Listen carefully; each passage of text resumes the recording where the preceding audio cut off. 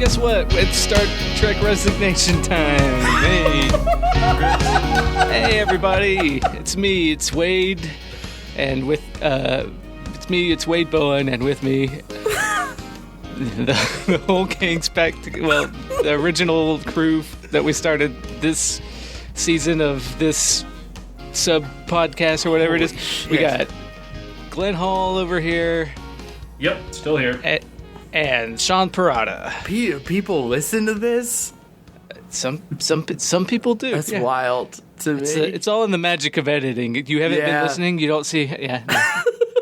You don't see the magic I spin this into. Yeah. You're not entranced by the. Never mind.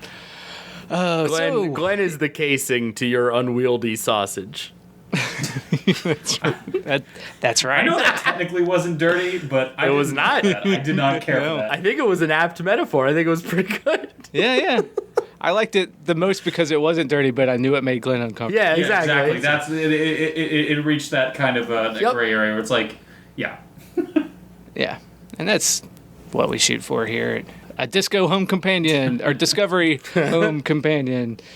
Yeah. Anyway, let's just get into it. We're talking about this Star Trek Discovery again. We're resigned to that, and was this season 6 of... No, episode 6 of season 3. Yeah. Called Scavengers. Oh, before we get started here, I just have to make a correction from last week. I know that nerds probably picked up on these things. Well, when I was talking about fixing a film break for the Scorpion King in Auburn, Alabama in 1998, some of you may have been thinking, wait, that's not right. The Scorpion King came out in 2002, and you know what? You're right. I'm so sorry. I graduated high school in 98, and then college in 2002 is when I was doing the projections. I know that was really crawling up some people's ass, so I'm gonna come clean on that.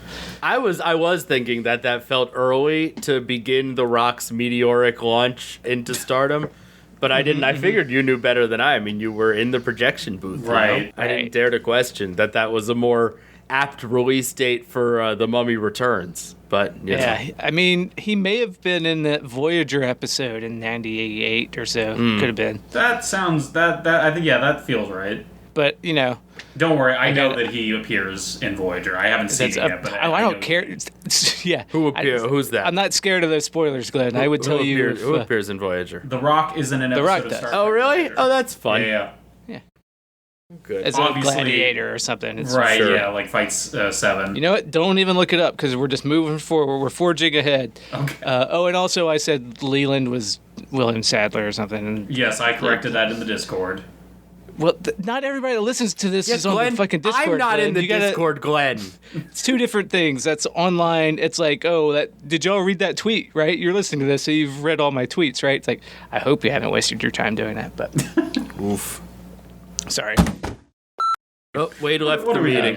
Wade, to the listeners, Wade has left the meet.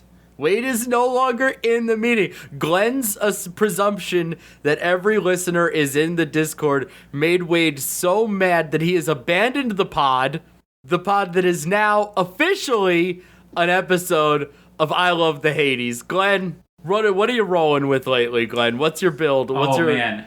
What's your favorite weapon? Not too late. Glenn, what's your favorite weapon in Hades?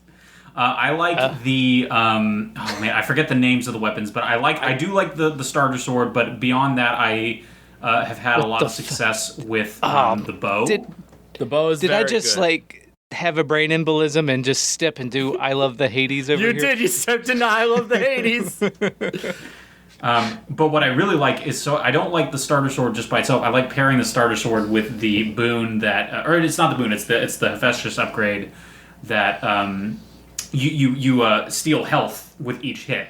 Yeah. That's how I was able to get, I think, the farthest I've ever gotten. I don't like how much it, because it lowers your max health. Right, yeah. But it is a risk-reward situation. If you're like persistent and like you can upgrade your health past like normal thresholds, and that's at that point you period focus big time on the health upgrades. So I guess I'll just let y'all keep talking as long as you want. Yeah, no. Secure the knowledge that you'll edit all this out to whatever you do. Oh no, I'm keeping it in. I don't know. I mean, hey, that's a separate podcast. I thought you gotta keep that for I Love the This Hits. is a backdoor pilot. Exactly. This is the episode of Gilmore Girls where Jess goes to California to meet to hang out with his dad. How many years after the burn are we? I thought it was It's like longer. 70 or 100. It's like been a while. They're kind of they're consistent about when they say the burn happened, but they are inconsistent about how recent it feels. If that makes sense, I feel like yes, they are. Yeah. But long enough that it's fucking stupid. That this would be the first black box ever recovered. Yes, well, let's just get into it because I took some notes about how dumb that was. The conversation the Admiral had with. Holy shit. But go on. My apologies. I just figured that would get us. Does back anybody into it remember nicely. what happened to this episode? They want to do a quick recap.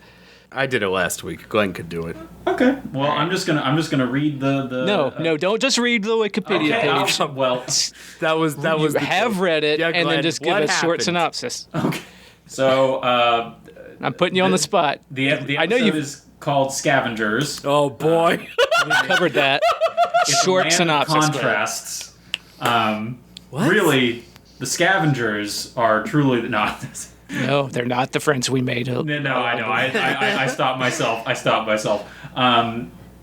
We'll stick with the land. Did you even watch this episode, Glenn? I did watch this episode. I did How not recently? rewatch this episode. How recently did you watch this episode? 10 weeks the ago? Last time I watched this episode, actually, you know what? The last time I watched this episode, I was in North Carolina and I watched it with my father-in-law, who's an OG Star Trek fan, wow. which was fun. How does he feel about disco? Right. Can we get him on the podcast? Since You know, I love I actually that. did try. I pitched it, but that was shot down. Oh, okay. I was like, what if he just takes your place? I genuinely I pitched now it I'm as being like, mean. Yeah, well, we'll talk about it later. But and I just remembered it. Actually, I didn't watch this episode with him, but I watched the first episode of season 3 with him the week that this episode came out. Okay. Yeah. So did he like that? He enjoyed it. I don't think he really recognized it as Star Trek, and who on earth could blame anyone for that? Yeah, it's basically unrecognizable as Star Trek. Yeah. So. And because my father-in-law has only seen the original series and maybe like a couple movies here and there, and Right. a couple episodes of like TNG era stuff, but like TOS was like the thing he watched growing up. What's your father-in-law's first name? Is that like a Bob? Is that a Tom? Is that like a Rob? I haven't gotten permission to share it, so I'm just gonna say that it's Bill. Come on, first name. I don't want to know his name. I'm gonna side with Glenn on this one. I'm fascinated by father-in-law's first names. I'll tell you. I'll cut it out. His name is John Doe. Oh, such a good father-in-law name. Yeah. Oh yeah. It's a very good father-in-law name. Yeah, I love it. And he's a great father-in-law. Oh, good. If he were a shit father-in-law, would you tell us? I know you're really. Yeah, you're kind of. I mean, Let's just say Space Glenn. I'd hope you tell us. I'm 90% sure he's not listening. Like, we have some listeners, but I don't think your father-in-law is one of them. So this is a safe space. You can come clean if you. Glenn, I heard he's on the Patreon. Go ahead. So let's well. watch out. I did set him up on it when we were in North Carolina. Oh, okay. Oh no. Glenn, what happened? What happened in Star Trek? What happens? Okay, what happens in Scavengers is they start off by like upgrading Discovery with all the new tech, and Book's ship. So the status quo is that they want Discovery to kind of be like a rapid responder for whatever crisis pops up, and then Book's ship shows up on autopilot without him, with a message saying that he discovered a black box from a ship that was destroyed in the burn, and then Burnham is like, oh, I can use this black box to figure out where. She wants to get enough black boxes to pinpoint a point of origin for the burn, but Saru's like, no, we need to stay and stand by in case something happens, and guys, you're going to be shocked. Burnham disobeys the order. and then takes Giorgio with her on Book's ship. They go to the salvage planet Hunhao. Nope. And Giorgio poses as a buyer, and Burnham's looking around for Book on this prison scrapyard situation, and we are introduced to an Andorian. We're introduced to a couple characters. We're introduced to an Andorian. This is like listening to Dan Harmon tell a joke. This is brutal, man. This is awful. You guys are the ones who said I couldn't read, so I'm trying to paraphrase. This is not read a sentence and find another way to say it. Glenn, this is just the headlines, Glenn. The highlights. They stage a prison break, and they meet the Wicked Witch of the East, or whatever the fuck her name is. Osira, yeah, okay. Osira. She has to go save Book. They go to a planet where he's a prisoner. The guy's head blows up. Want from me? Do you want me to do a detailed? No, I said a short synopsis. That's all I've ever wanted. The detail is what we talk about after the synopsis. But do you guys not want me? Do you want me just so here? Let's note this a little bit. So no, a short synopsis. That's what I want. Would it have been better if I just said? The ship gets upgraded, Book's ship shows up, they go to the scrapyard, and they stage a prison break, and they come back. Yes! You could leave out the ship gets upgraded. Yeah, that's really not even point. That's not relevant to the story of this episode at all. You could, and then at the end you say, "Oh yeah," and Sarah meets C talks to the Trill. That's it. Oh yeah, and Burnham loses her. She gets stripped of her first officer status. She's not number one anymore. That's it. Done. Right, yes. Those are the headlines. Anthony Rapp talks to a Trill. You're done. That's it. You're set. Yeah, But now we can get into those weeds here with this stuff. I'm sorry, Glenn. we're so mean to you, and yes, you are. And I feel bad about it, but then I'm not sorry because you did it. See, the thing that you were like, is this what you want? And then you did the perfect shorts. You did it. It's in there. It is what we want. It is exactly what we want. Yeah. God damn it. Motherfuckers. I am talking about Star Trek on a literal Star Trek podcast. How is that a bad thing? Because I'm talking too much about Star Trek on this Star Trek podcast. You're not doing what we ask. We're going to talk, Glenn, about Star Trek. We got a whole... We talk about Star Trek so much. That's what this thing is. You're right. I want to talk about the things he brought up, but after we just do the quick synopsis. All right. Does the ship look different when it gets upgraded?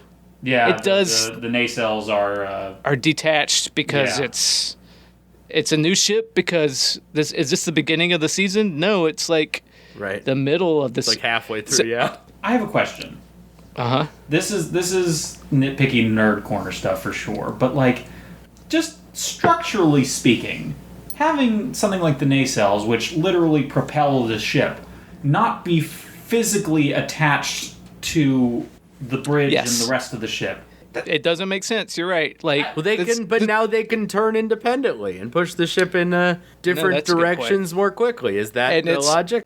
I think the logic is it looks cool, and that's debatable. This is what the upgraded ship. That's the thing you do at the beginning of a season. You tease it at the end of the season, and then you're like, "Oh, look at the new ship." Right. This just goes to they're riding this thing as they go. This is the mid-season break, I guess. So they're like, okay, this episode, watching it tonight and having watched the rest of it, it's like, oh, they've been twiddling their thumbs to figure out what the arc of the season. Well, it was like a half season unto itself, but really, the actual storyline that the finale wraps up and everything doesn't start happening until this episode. Jesus Christ. Because Osira gets mentioned, and spoiler, Sean, she's the big bad of this season. What? Yeah. What? Yeah. This show is so obsessed with Michael Burnham being the only person who fucking matters that in a side, not a side story, but literally her just taking off and going to a random ass planet that Book ended up on. We inadvertently meet the big bad. Fuck off. Right. Well, because the Emerald Chain is kind of they were there in the first episode when you have the Andorians and the Green people together. Yeah. That was the Emerald Chain the whole time. But then, okay, so they're this whole galaxy-spanning crime syndicate, basically. But then, because it's like a show and they got to Buffy it, we have to have a big bad for so she's the leader of it. And then they just kind of drop that in this episode where it feels like she's just a leader, but then no, she's the big bad of the whole thing. And How cool could a season of Star Trek had been of them just like, I mean, Death Stranding their way across an entire season devoted to self-contained adventures, inching closer and closer to finding the Federation, right? While and introducing this massive crime syndicate. So over the course of the season, over the not dealing with a big bad, just dealing with a journey. Fuck. So here's what I'd say: this should have been the season premiere of season 4. That's what I was saying. Yeah, it felt absolutely. That's when you upgrade the ship, is at the beginning of the season. Yeah, exactly. So exactly. So it's the beginning. Yeah, last episode they got to the Federation. That should be the beginning or end of the last episode of season 3. That's how season 3 should end. It's starting because they get a new ship with the nacelles that they say is more efficient. Which it's the future. It's magic technology. Sure. Fine. Yeah. They have. I'm not actually going to dwell on that stuff for sure. They got. We can a little bit, but fine. That we'll let it slide. And the hollow badges where they're like, you mean they have communicators in the badges? Which is kind of funny because TNG had that. Right. That's like a commonplace thing there. But then they can just do They can. What is it in Harry Potter transport. where you just aspirate or whatever? They can apparate. Yeah. Aspirate. Apparate. So basically, do that because they even say, this new bioprogrammable matter just reads your mind, basically, and that's how it works. So, is that how the teleporter works? Yeah, that's the transporter. The transporter, and when they don't have buttons on the consoles anymore, they just have CGI goop that they rub their hands on the console, and that's how they steer now. And, right, and the chick who isn't control doesn't like it. But the transporter badges, they interface with their brains, and that's how it. Because they say it learns algorithmically to your touch and blah blah blah. So it reads their mind basically. Yeah, right, but then the lizard guy can't. I don't know. Yeah, that was a fun runner. I liked it. I don't care. I don't mind Linus. I like Linus as kind of like a back. He's like a Gorn, not Gorn. Oh my God. Why can't Morn? Oh yeah. I was a bad DS9 fan. I completely. He's a Saurian, like from TOS that your father-in-law might know. Well, no. He wouldn't know. Okay, fine. Gorn. Saurian. I didn't say Gorn. He's a Saurian. He's not a Gorn. I'm in hell. Sorry, Morn is a Saurian. Sure. Oh my God. No.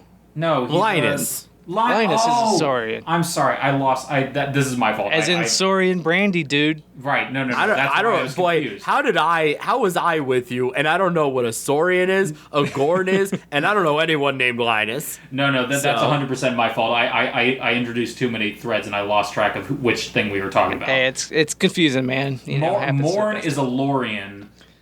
He's a Lorax. Morn is a Lorian and Gorn is a Saurian? No. Gorn is another species. Gorn is a species. You motherfucker. Linus There's is Loraxes, Goraxes, and Soraxes. I speak for the trees. That's at least somebody's, yes. Yeah, whatever. And just, there's a moment where Nielsen, the blonde chick, is on the bridge and bossing people around. Just put a pin in that, because she does a good job of being a boss. I'm into it. On the bridge. Yeah. Seems like she should get a promotion or something, maybe. Maybe she will. Maybe she'll... does she? Is that... No, she doesn't. Yeah, right. Let her go take over another ship. Oh, is she... Yeah, I'm not going to spoil for Tilly's you. number one, right? Tilly's number one. That's... Tilly becomes number one. That's what Tilly is just like no comment. A masterclass in how you take a good character with a fun actor and just completely run it into the ground. Well... She hasn't been. She's good in this episode, I thought. Yeah. No. She's fine. Let's not talk about what they run into the ground. We're not there yet. Yeah, but they do. You're right. They do.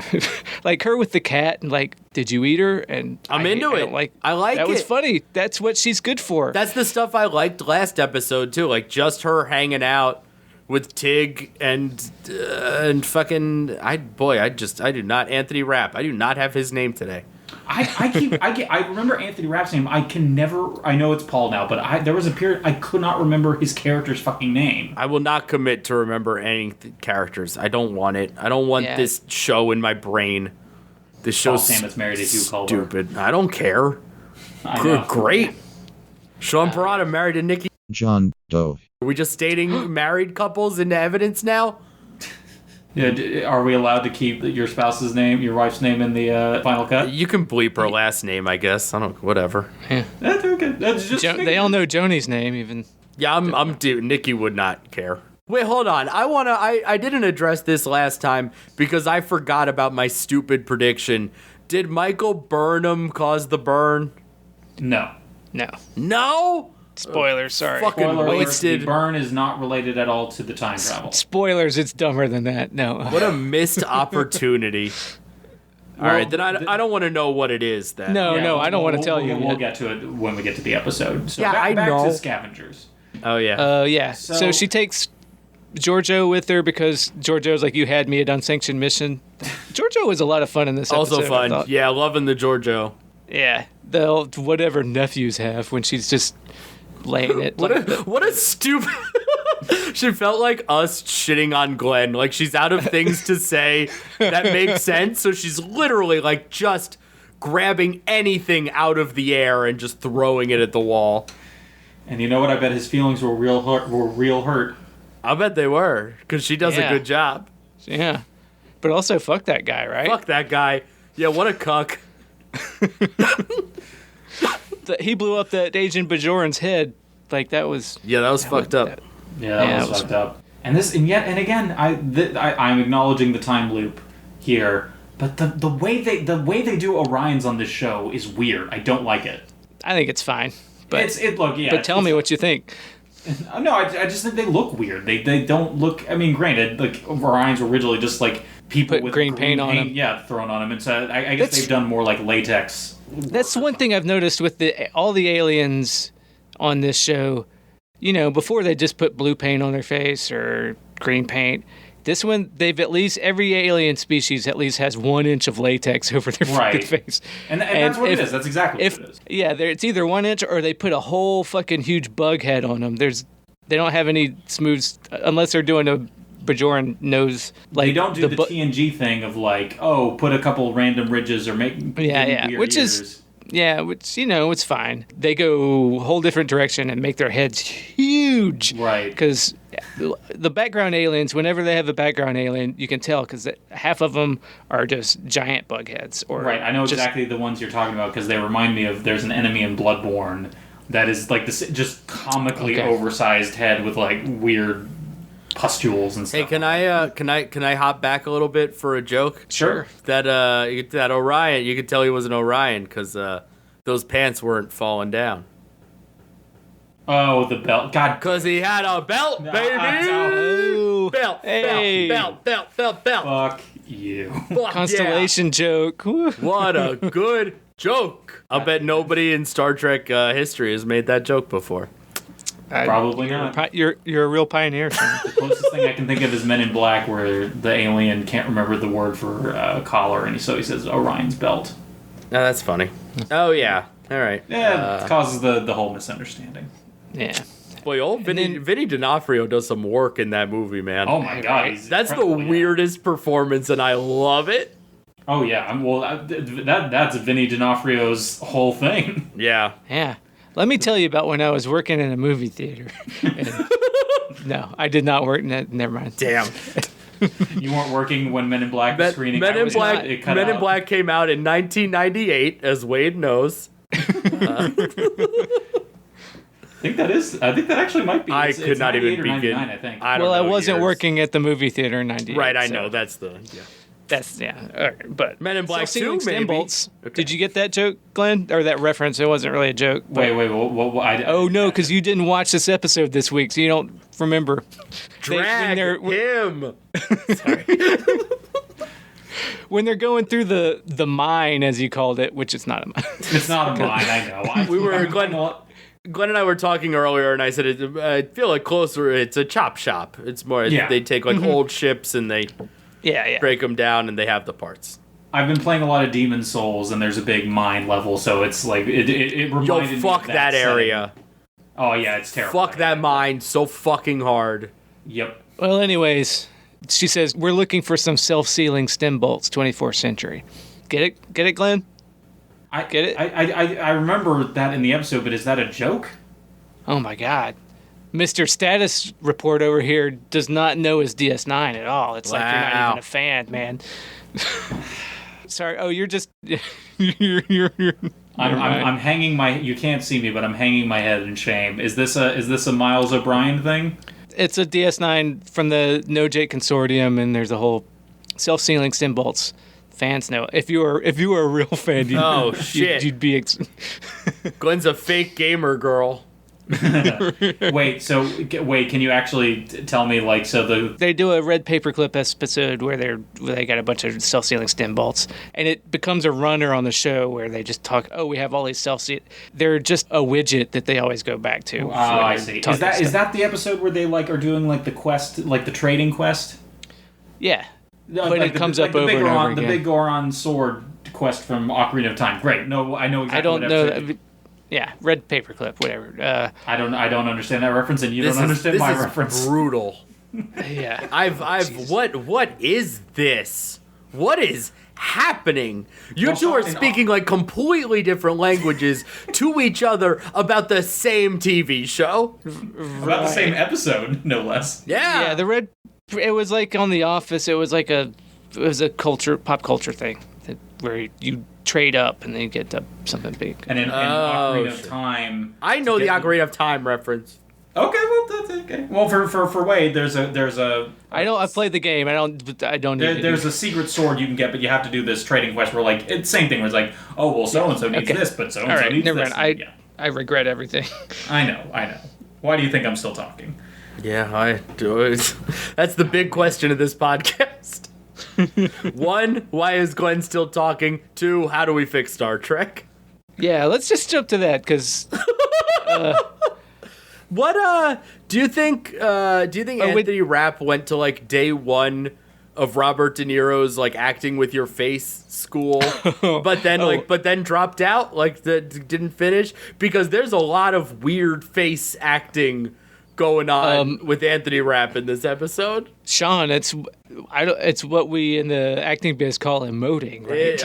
He is emoting hard. This whole show emotes the fuck out of everything. He might have been doing this all along, but for whatever reason, like I guess there's just a lot of like very quiet, like long lingering shots on his face while someone says something to him where he just like scrunches up weirdly, or Wade just did it pretty perfectly. Yeah, it's really. I think that's just a mannerism of his. You know, people have their mannerisms. It is. It's weird. I don't know. I didn't like it. And I like Anthony Rapp. Anthony Rent is my nice shit. You know. So he's a nice guy. I've interacted with him at screenings that my friends did. And he's a great guy. Yeah, my sister accidentally called him Adam Pascal, who's his co-star in Rent, and he was very, very nice. She was mortified and realized it immediately, and he was very, very nice to her about it.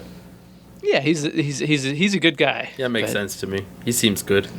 Yep. Yeah. But he has odd facial expressions, but you know that's probably just a choice.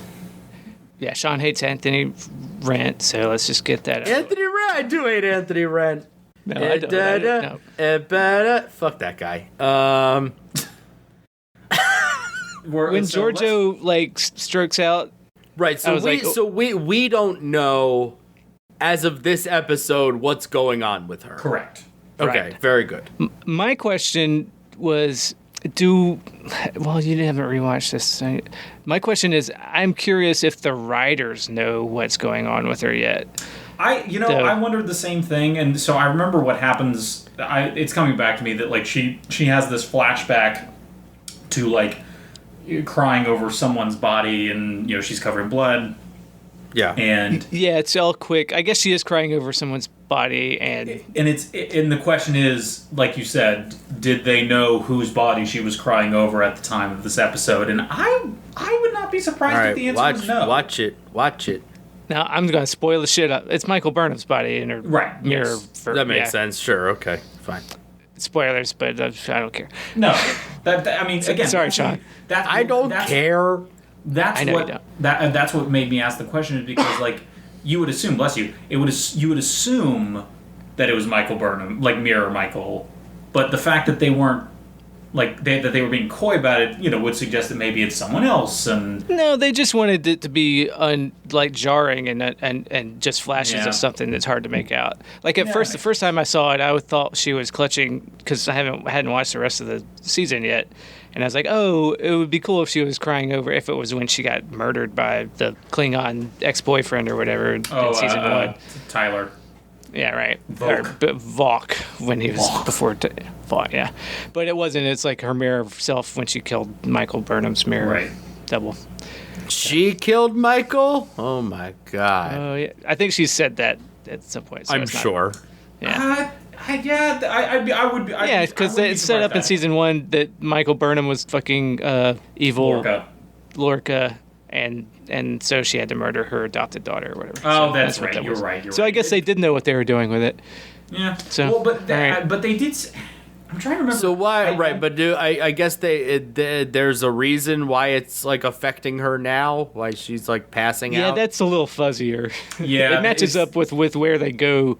The reasoning for why she's having that. I mean, you could make the case it's fine.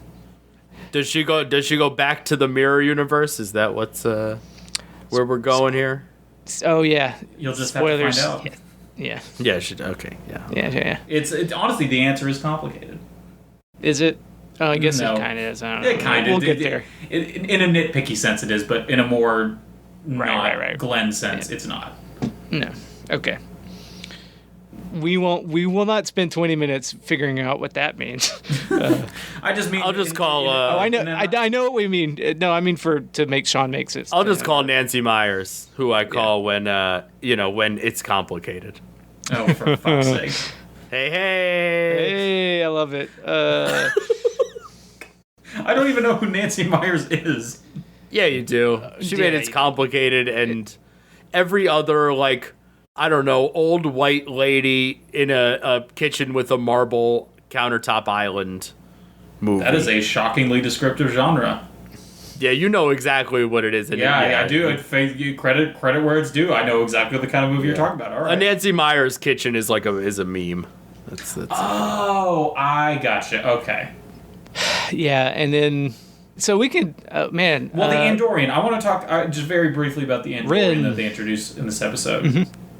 Who's kind of like I don't know how to describe him. He's kind of like is he a scientist? Is he a doctor? I can't remember. He was a politician. He was part of the Emerald Chain because the Emerald Chain is Andorians and Orions. He was starting to lead a political uprising against the Emerald Chain, but then Osira cut off his antenna and made him be the guy in the camp that has to report and put the collaborator. They force him to be the collaborator, basically. Yeah, well, he's the guy that puts the head exploding disc on the back of people's necks because he has to. Squad. And he doesn't want to be a collaborator, but it's like he doesn't have a choice. But everybody still hates him, and that's how they punish him for being. This show couldn't even kill that guy. Yeah.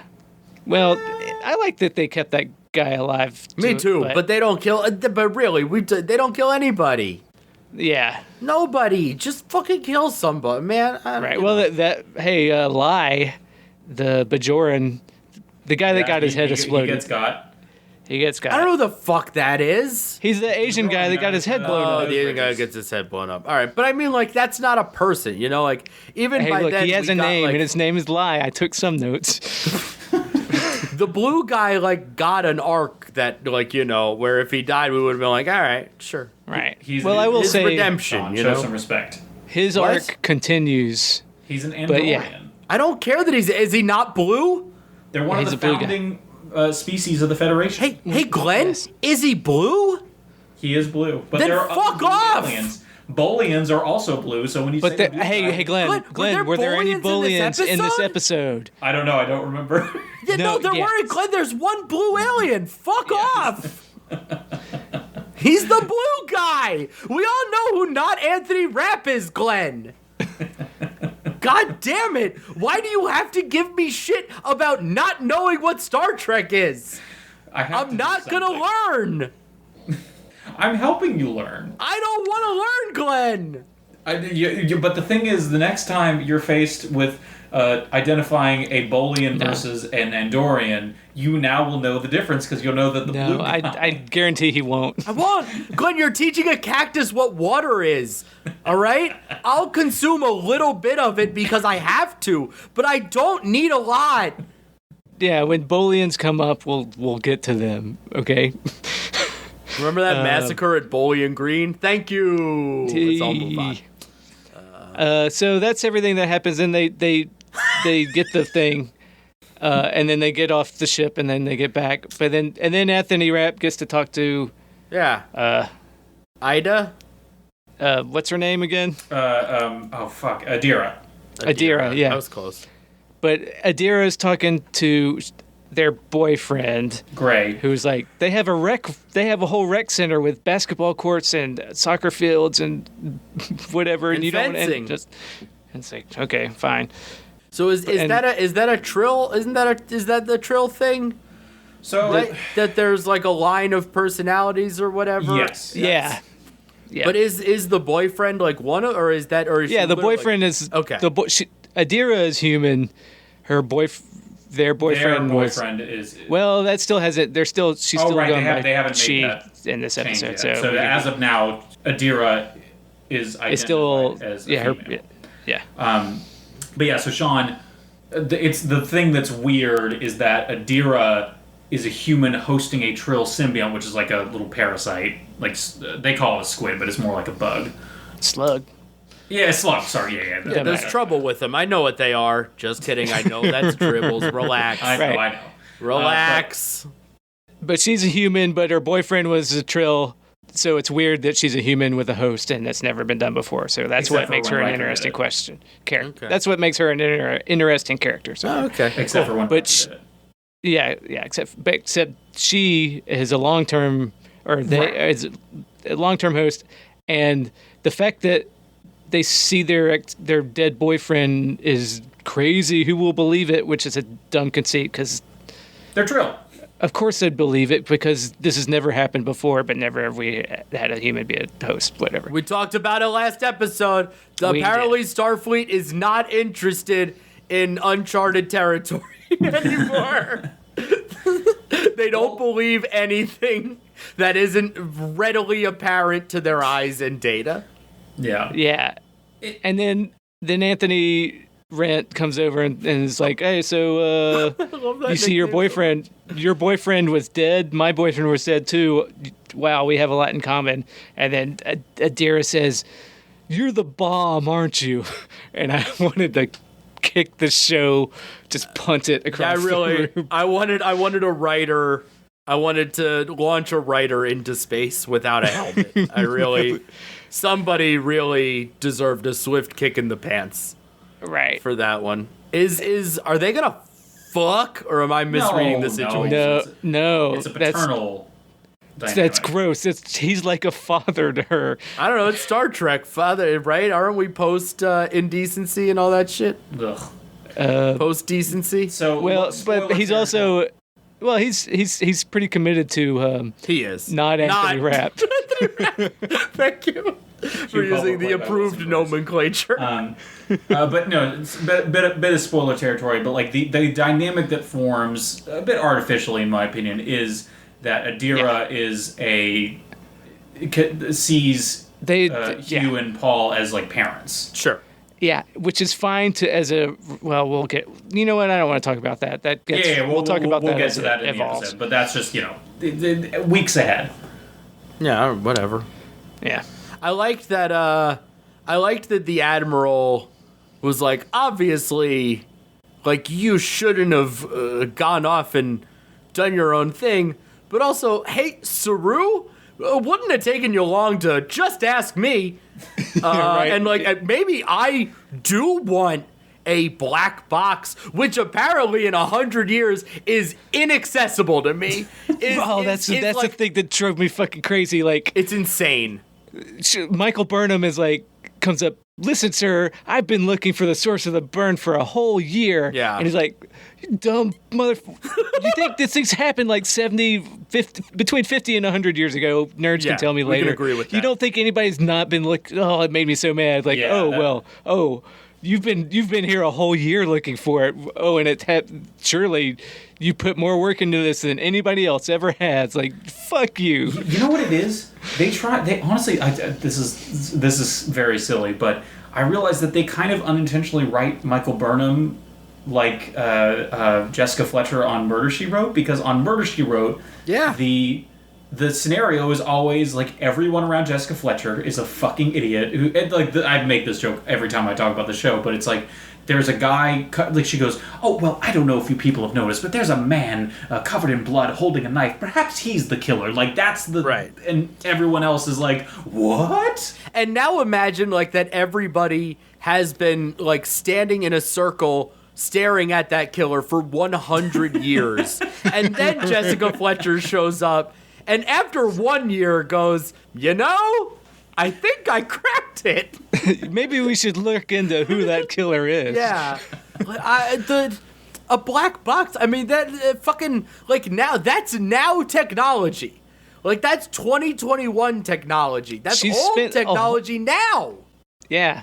She spent a whole year looking, and if she gets one more, she'll have 3, and she can triangulate. That's the Wire shit, man. Come on.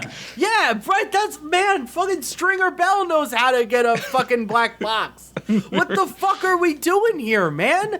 A black box just to make Michael Burnham seem special. I'm not interested. If he said like, we know, like, we have a black box. We have one black box. They're super hard to find because, like, the scavengers picked them all up. And she said, I know book, and maybe book it. And if that happened, fine. But instead, she's just like, I'm going to find the black boxes and no one else. Fuck off. No one's ever thought of this. Like, right. It feels like she's the first one who's ever fucking thought of it. Yeah. You mean the burn maybe originated from a place instead of happening everywhere all at once? Right. Like, it's like... I mean, look, this is, I mean, to get into how would we fix this territory, like, there is... Yeah, let's move over into that. You're right. So here's what I do. Beyond make this, like, the season premiere of Season 4, like, in all seriousness. But, like, they kind of have some of the pieces in place for this stuff to make sense, even the black box shit. Because they do try to establish, they just do a bad job of it, of establishing that, like, the Federation post-burn is spread impossibly thin. Yeah. I think one of the issues that they did is that they introduced the fact that the Federation has some dilithium. They have very, very limited reserves, and so if they need to, some ships can go to warp. What I think they should have done is they should have established that the Federation has no dilithium at all, or like enough for one ship. And because by kind of doing it halfway, they muddy the waters where it's like, well, they could look into this if they really wanted to, if they prioritized it, but again, they're spread too thin and all this shit's happening. What they should have done instead is said, we cannot use warp. We are quite literally limited to where we can go on impulse power within a human lifetime, or within a sentient, crew member's lifetime. Still feels like how I would fix the season and not this episode, Glenn. No, but again, when Glenn, we talked about this. For fuck's sake, let me goddamn finish. Glenn, you had homework. So for this episode specifically, you could have a scenario where the Federation is introduced the very first time a ship in, however many decades or centuries, a ship that is capable of going outside of this radius that they've established, this impulse radius that they have around their headquarters. And maybe they can establish that, like, omega particles went off and it affected subspace, or I don't know, there's plenty of, like, shit to establish that the radius that the Federation can operate in has expanded now because Discovery's there. And this ties into getting rid of all the we don't trust you shit. Sorry. No, I was just going to say the Federation should be jumping at the opportunity that Discovery can essentially warp. They can travel distances. We need to. Well, the thing is, Discovery doesn't just warp. It can be anywhere in the entire galaxy. Right, exactly. So it's better than warp. It's instant transmission. And so you have this. I'd say you'd have the same setup where they say, okay, we need you here to. We need to. There needs. What I probably would do is I'd establish that there are many competing interests within Starfleet for using Discovery. So, the science. It's very complicated. Look, I'm just saying that this whole halfway situation, it lessened the impact of Discovery being there. And when you have this episode with Discovery being able to warp,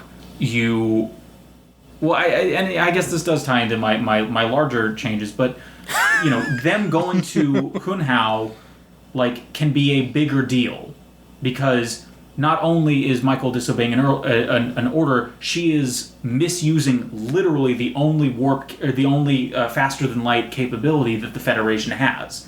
That needs to be to kind of increase the gravity, because the way they set it up that Michael, she's disobeying. She took again. Book's ship though. She didn't take the Discovery. Right, that's what I'm saying. She should have commandeered Discovery in some way. Okay. And I guess this gets into that makes everything. You just you made it a lot more complicated. Listen, you're almost there. You're really close, but you overthink it sometimes, Glenn.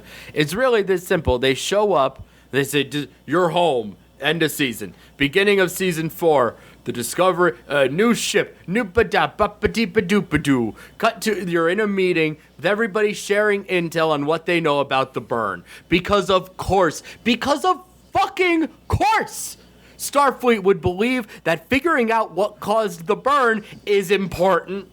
So they do, and they say, we've narrowed down the location. Let's do the fucking symbols again, man. Let's just do the signals. I don't give a shit. Send them. We have a black box. We need blank more black boxes. We've got some leads. You're the only ship who could go follow these leads. Go do it. Space Adventures, you're fucking done. This is that episode. She goes, Book was already on it. I don't care that there's a fucking space coincidence. You want Orissa to be your fucking big bad? Fine. Book has been captured by her, and Glenn, shut the fuck up.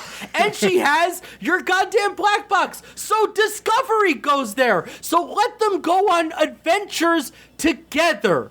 Let the ship go on adventures. Yeah, God damn it. Yep, I'm with you. So here's the only other thing I'd add. So Morn is a Lurian, not a Lorian. You goddamn it, Glenn! Glenn, you motherfucker! A Lurian. Okay, well that changes my how I would fix this completely, knowing that he's a Lurian. So I don't know what to say. I mean, you're right. I agree totally that this should be a season opener. You don't change the ship you don't change ships mid-season. You don't change horses midstream. But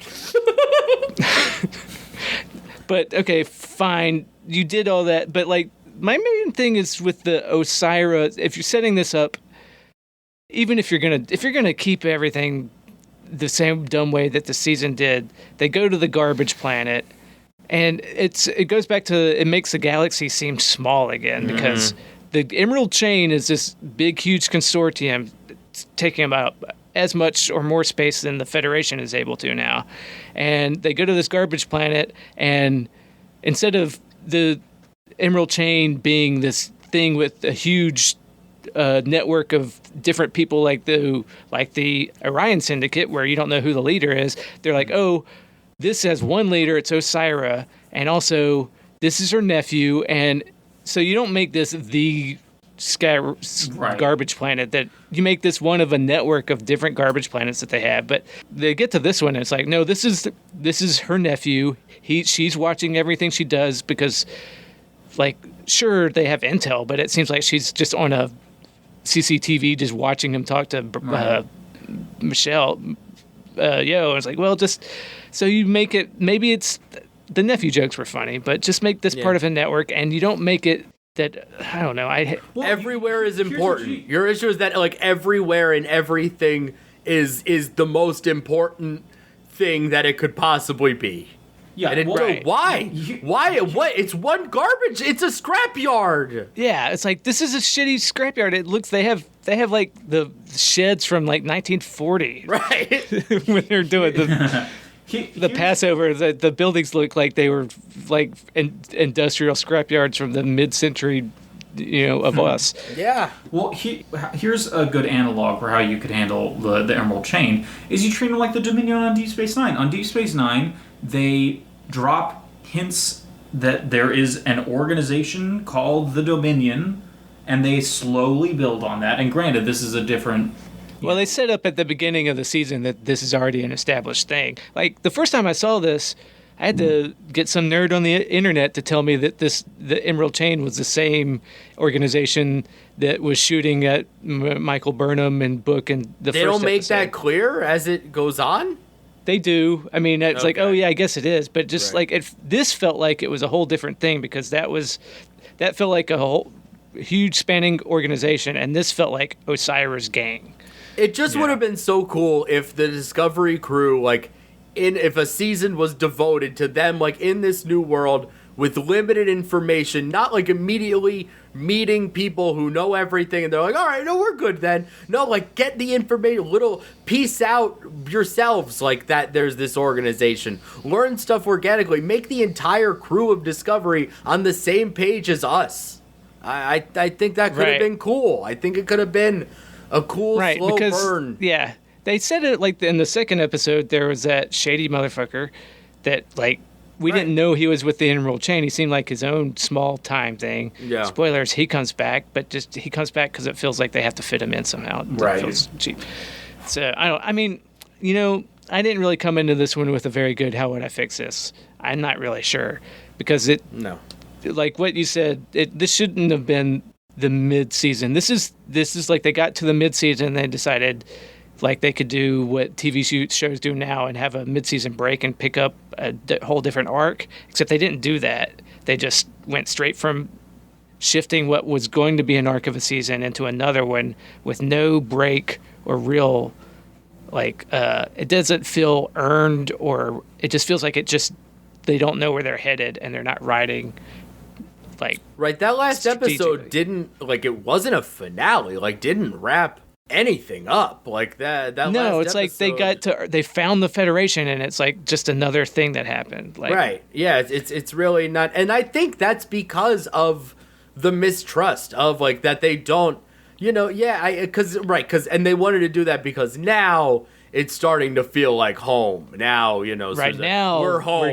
We're using new technology. It's a whole new Star Trek Right. that we were trying, but like it already was. So why did you have to Right. change it again? Yeah. It feels like another too many cooks. Like I sure. mean, because Michelle Paradise is still just co-showrunner with Alex Kurtzman. Yeah, So, no, I this show needs a unified vision, and it needs like longer, plotting. It needs like further Yeah. down the line plotting. I don't want to come into a mid-season premiere and do what a season premiere would do. Right. That doesn't interest me.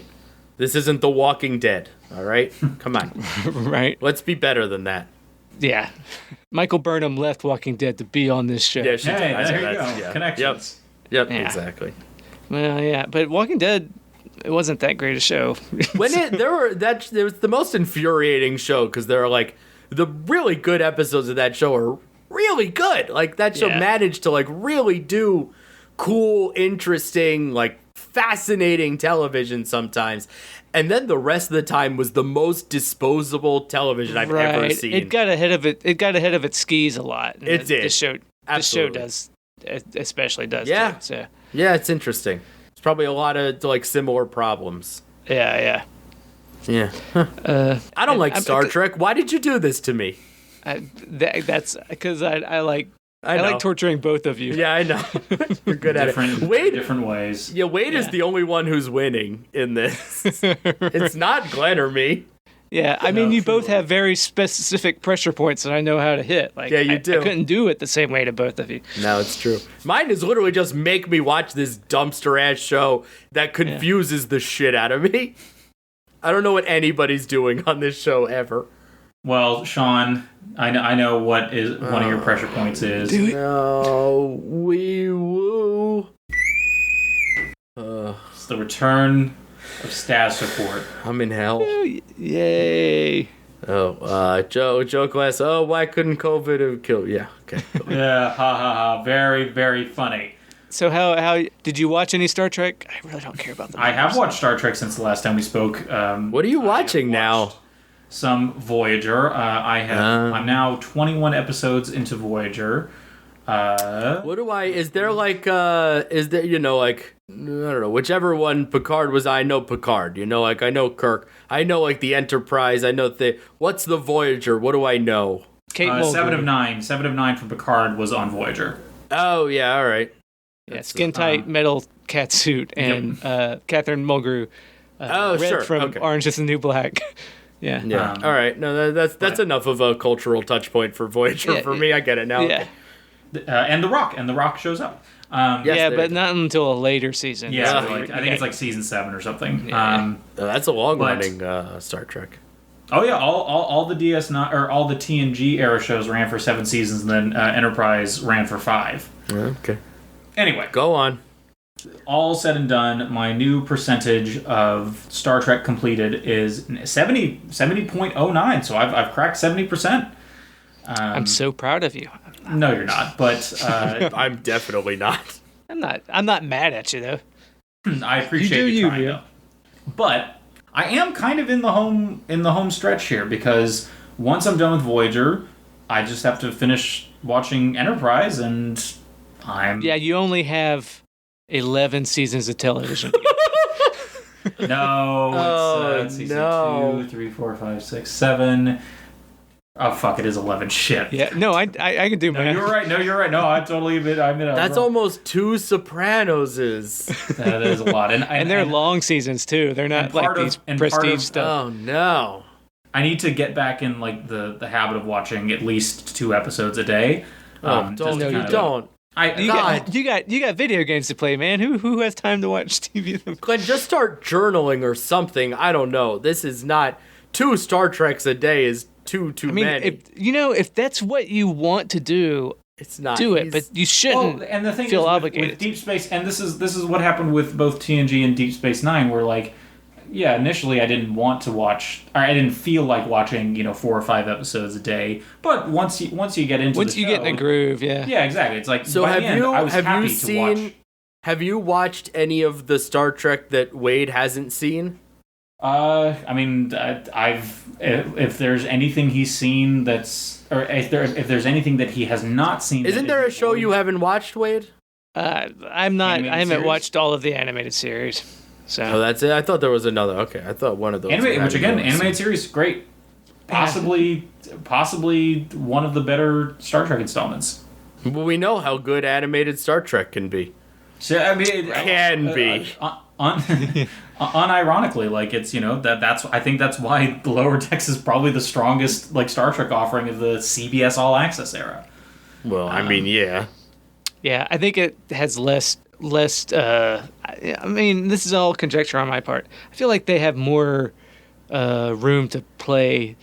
They have less like Producers, executive fewer producer producers like looking over dictates. their shoulder trying to. Yeah, exactly. It's like it's the only one not co-show run by Alex Kurtzman so far. Well, it's honestly, what a good analogy is the digital shorts on SNL, because those are the ones that Lorne does not have as much input into, and so they are just very different from the main one, or the main sketches rather. And so I would not be surprised if it was a similar dynamic where, yeah, the Lower Decks was kind of produced in a different level than the other. What is this? An SNL status report? Get to the point. Yeah.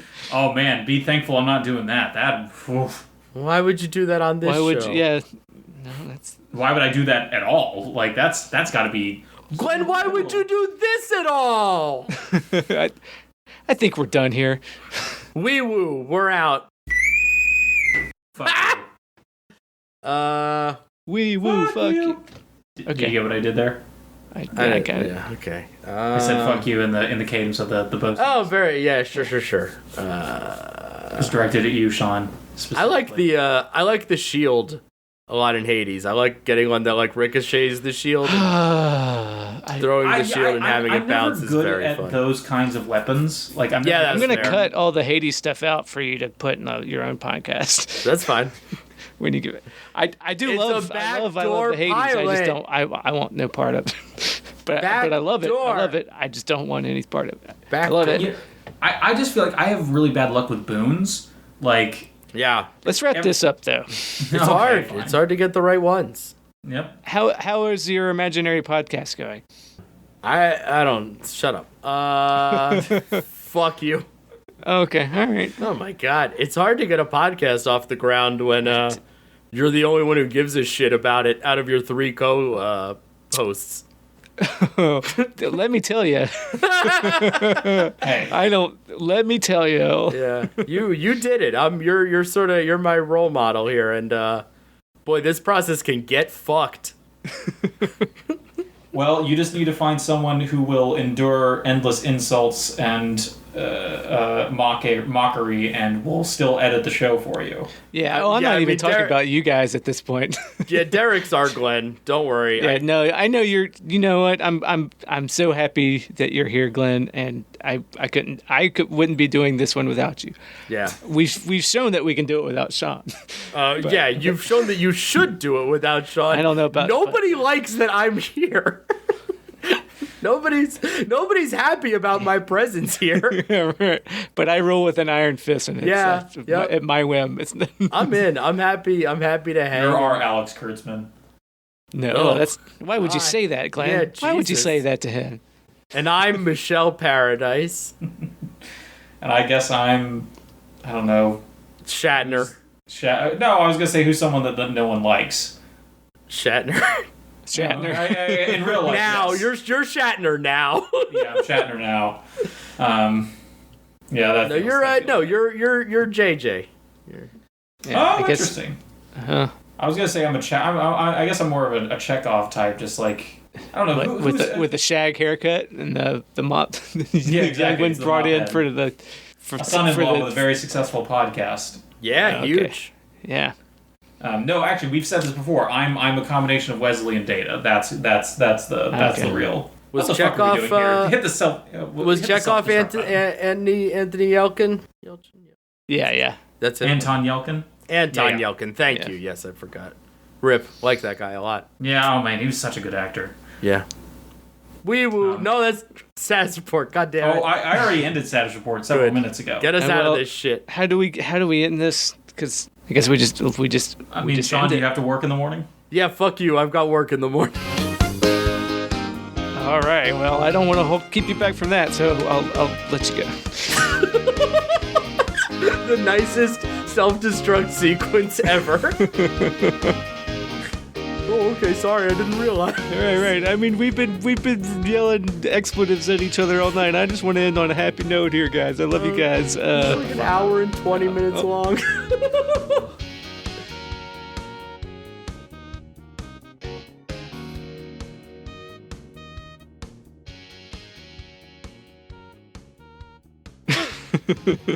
All right. I guess we're done. Yeah.